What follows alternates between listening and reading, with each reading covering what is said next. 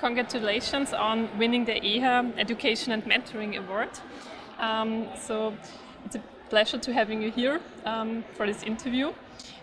Why are you dedicating yourself to education and mentoring? What's so important about it for you? I think everyone needs to invest in education and mentoring of the next generation, you know. I got mentoring, you know, actually in Santana, in CCRI.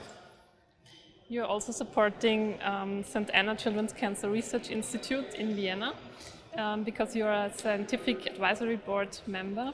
And what are your visions in this context? So I tell you, when I gave a little speech in the EHA, they said that mentorship and mentees is kind of a circle, right? It's a bilateral. So I came to Santana, CCRI, in 1990 for family reasons, for private reasons, to Vienna. And I spoke with Professor Gardner, Helmut Gardner, the incredible Professor Helmut Gardner. And he offered me to join the institute for a year, like I asked. I wanted to learn the basic techniques. And I spent actually more than a year in the institute. I was trained by many people, you know, Oskar Haas, Thomas Leon, Heinrich Kovar. And that what determined my future.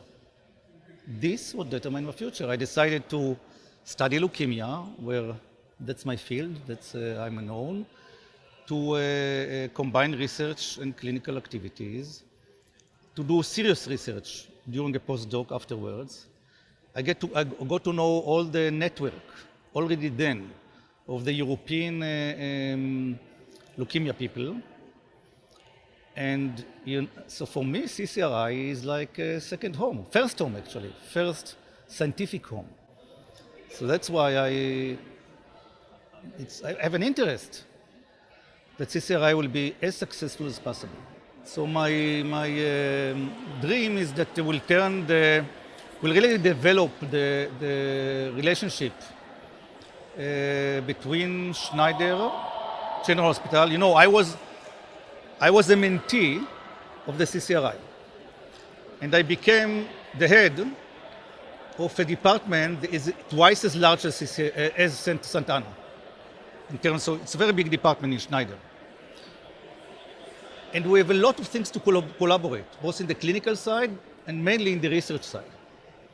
So I hope that we can do something together, you know, create some kind of a fund, for example, that will fund mutual projects, etc. We already have a collaboration with Kaan Boztug, but that's my hope. I hope really to build it and then really close the circle, you know.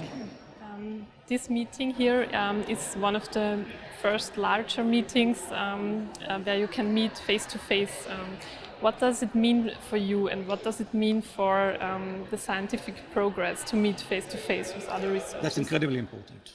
I mean, you cannot, you know, many of the actual cooperation comes during the coffee breaks, right? When you chat with someone. You also, you know, you see the body language, the face language, you know. Can't compare it to Zooms, you know. You come here not to gain knowledge, also to gain knowledge here, but the major reason to come here is not getting knowledge. The major reason to come here is to form connections, networks. I know that our own research, I don't know, 100 collaborators, I don't know how many. Many of them we met in conferences. We didn't know each other. In childhood cancer, it is standard, absolutely standard, that we cooperate. We work by international protocols. So that's the place. That's the place. So that's why it's really important.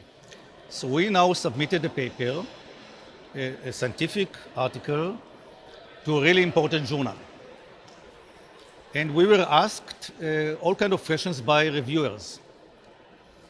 So I gave a talk about it. We have also a poster about it. And as a result of it, several people came to me and told me they can help us because they see the same phenomena that we see, and then can add their data to our publication. Now this is two very important outcome of this. The small one is our chances to get this paper published are higher now. But there's something much more significant. You know, when you do this research, when you make a discovery, you like to be first, but more important, you like not to be wrong. So if other people tell you they see the same, you know you are right. So that's very supportive. So that's an example for something that come out of this kind of meetings.